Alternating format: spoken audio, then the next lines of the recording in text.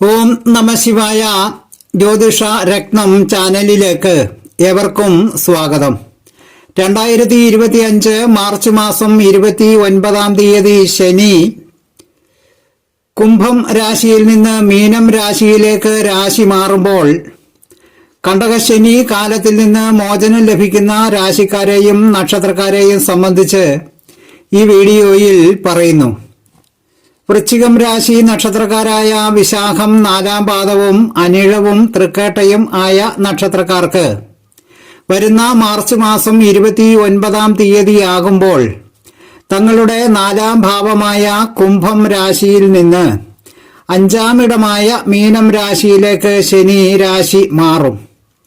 ജാതകത്തിലെ ഗ്രഹനിലയിൽ ശനി അനിഷ്ടസ്ഥാനാധിപനായ ജാതകർക്ക് സഹിക്കാവുന്നതിനും അപ്പുറമുള്ള ദോഷഫലങ്ങൾ വന്നു ഭവിച്ചിട്ടുണ്ടാകും.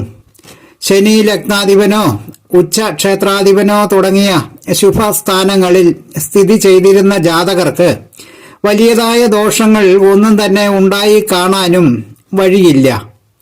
ശനിയുടെ 5-ാം ഇടം എന്ന് പറയുന്നത് ശുഭസ്ഥാനമൊന്നുമല്ല, അശുഭ സ്ഥാനം തന്നെയാണ്.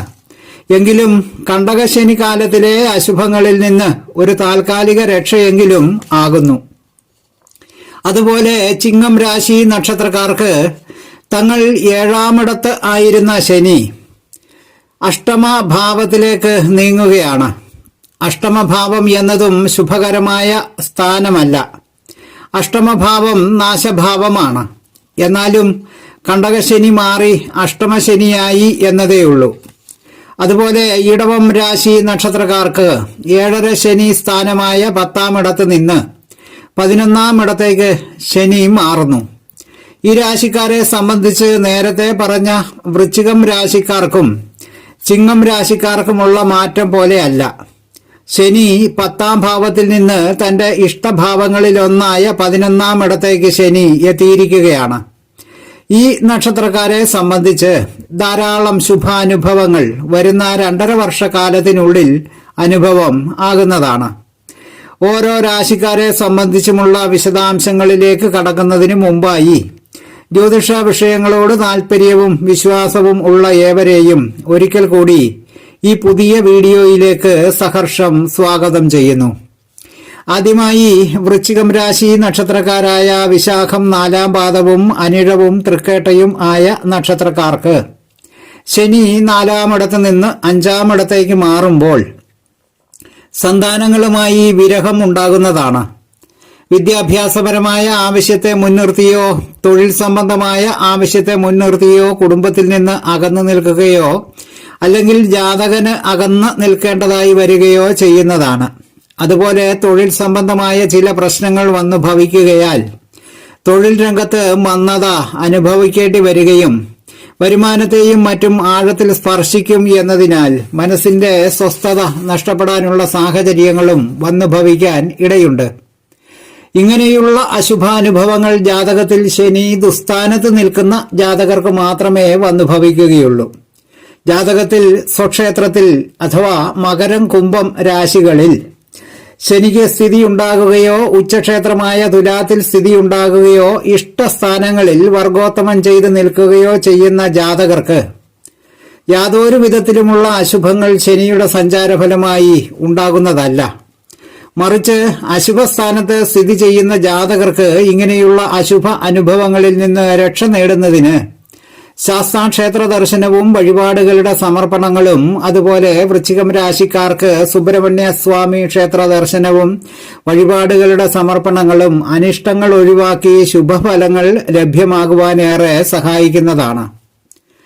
അടുത്തതായി കണ്ടകശനിക്കാലം കഴിഞ്ഞ് അഷ്ടമശനിക്കാലത്തേക്ക് ശനി സഞ്ചരിക്കുന്ന ചിങ്ങം രാശിക്കാർക്ക്, അതായത് മകം പൂരം ഉത്രം 1-ാം പാദം എന്നീ നക്ഷത്രക്കാർക്ക് അപഖ്യാതികളിൽ നിന്നും മറ്റും രക്ഷ നേടുമെങ്കിലും ചില ദോഷാനുഭവങ്ങൾ വിട്ടുമാറാതെ നിൽക്കുന്നതായി അനുഭവമാകും. വളരെ ശ്രദ്ധാപൂർവം കാര്യങ്ങൾ നീക്കിയില്ലെങ്കിൽ അശ്രദ്ധ മൂലം ഒരുപാട് കഷ്ടനഷ്ടങ്ങൾ വന്നു ഭവിക്കാൻ ഇടയാകുന്നതാണ്. അതുപോലെ സ്വജനങ്ങളുമായുള്ള ഇടപാടുകളിൽ വളരെയേറെ സൂക്ഷ്മതയും കൃത്യതയും ഒക്കെ കാണിച്ചില്ല എങ്കിൽ വലിയ കലഹങ്ങൾക്ക് കാരണമായി എന്ന് വരാം. മറ്റൊരു ദുര്യോഗമായി പറയാനുള്ളത് രോഗാദി ക്ലേശങ്ങളാണ്. പ്രത്യേകിച്ച് വാദസംബന്ധമായ രോഗങ്ങൾക്ക് ആധിക്യമുണ്ടാകുന്ന കാലമായിരിക്കും. ജനന സമയത്ത് ശനി സ്വക്ഷേത്രങ്ങളിലോ ഉച്ചക്ഷേത്രത്തിലോ ശുഭസ്ഥാനങ്ങളിൽ വർഗോത്തമം ചെയ്തു നിൽക്കുന്ന ജാതകർക്കോ അശുഭഫലങ്ങൾ ഒന്നും തന്നെ അനുഭവം ആകുന്നതല്ല. ശുഭഫലങ്ങളൊന്നും തന്നെ ലഭ്യമായില്ലെങ്കിലും അശുഭങ്ങളൊന്നും തന്നെ അലട്ടുകയില്ല. അശുഭ ഫലങ്ങൾ അകന്നുമാറി പോകുന്നതിന് ചിങ്ങക്കൂറ് നക്ഷത്രക്കാർക്ക് ശിവക്ഷേത്ര ദർശനവും വഴിപാടുകളുടെ സമർപ്പണങ്ങളും ശാസ്താക്ഷേത്ര ദർശനങ്ങളും വഴിപാടുകളുടെ സമർപ്പണങ്ങളും ഏറെ സഹായിക്കുന്നതാണ്. അടുത്തതായി ഇടവം രാശി നക്ഷത്രക്കാരായ കാർത്തിക 2, 3, 4, രോഹിണി, മകയിരം 1, 2 പാദക്കാരായ നക്ഷത്രക്കാർക്ക് കണ്ടകശനി സ്ഥാനമായ 10-ാം ഇടത്ത് നിന്നും 11-ാം ഇടത്തേക്ക് ശനി തന്റെ ഇഷ്ടഭാവങ്ങളിലൊന്നായ 11-ലേക്ക് രാശി മാറി എത്തുമ്പോൾ ധാരാളം ശുഭാനുഭവങ്ങൾ കാത്തിരിക്കുന്നുണ്ട്. കൈയും മനസ്സും നിറയെ ധനം വന്നു ചേരുക, ദീർഘകാലമായി വിവാഹം മുടങ്ങിയിരുന്നവർക്ക് തടസ്സങ്ങളെല്ലാം മാറി വിവാഹമെന്ന ആഗ്രഹങ്ങൾക്ക് സാഫല്യമുണ്ടാകുക, ഒരിക്കലും നടക്കുകയില്ല എന്ന് കരുതിയിരുന്ന പല കാര്യങ്ങളും നടന്നു കിട്ടുകയും പലവിധ ആഗ്രഹങ്ങളും സാഫല്യമാകുകയും കാർഷിക രംഗത്ത് പ്രവർത്തിക്കുന്നവർക്ക് വർദ്ധിച്ച തോതിലുള്ള വരുമാന വർധനവും ധാന്യവർധനവും അനുഭവം ആകുന്നതാണ്.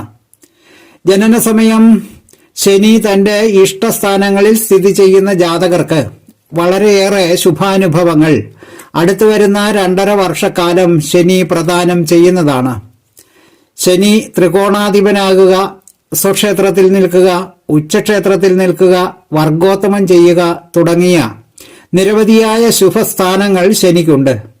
ഇങ്ങനെ ശനി സ്ഥിതി ചെയ്യുന്ന ജാതകർക്ക് ശനി ഒരു അനിഷ്ടങ്ങളും ചെയ്യുകയില്ല എന്ന് മാത്രമല്ല, ധാരാളം അനുഗ്രഹങ്ങൾ ചൊരിയുകയും ചെയ്യുന്ന ഗ്രഹമാണ് ശനീശ്വരൻ. അശുഭകരങ്ങളായ അനിഷ്ടങ്ങളിൽ നിന്നും ഒഴിവാകുന്നതിന് ഇടവക്കൂറ് നക്ഷത്രക്കാരായ കാർത്തിക 2, 3, 4, രോഹിണി, മകയിരം 1, 2 പാദക്കാർ ദേവീക്ഷേത്ര ദർശനങ്ങളും വഴിപാടുകളുടെ സമർപ്പണങ്ങളും ശാസ്താക്ഷേത്ര ദർശനങ്ങളും വഴിപാടുകളും സമർപ്പിക്കുന്നത് ഉത്തമങ്ങളായ ധാരാളം ശുഭാനുഭവങ്ങൾ ലഭ്യമാകുവാൻ സഹായിക്കുന്നതാണ്. തലക്കുറി, ജാതകം, പൊരുത്തം, മുഹൂർത്തം, പ്രശ്നം തുടങ്ങിയ ജ്യോതിഷ സംബന്ധമായ സേവനങ്ങൾക്ക് 9605 23 28 94 എന്ന ഫോൺ നമ്പറിലോ വാട്സപ്പ് നമ്പറിലോ ബന്ധപ്പെടാവുന്നതാണ്. വീഡിയോ ശ്രദ്ധിച്ച എല്ലാവർക്കും നന്ദി, നമസ്കാരം. സ്നേഹപൂർവം മോഹനൻ ജ്യോത്സ്യർ, ജ്യോതിഷ ആചാര്യ. ഓം നമഃ ശിവായ.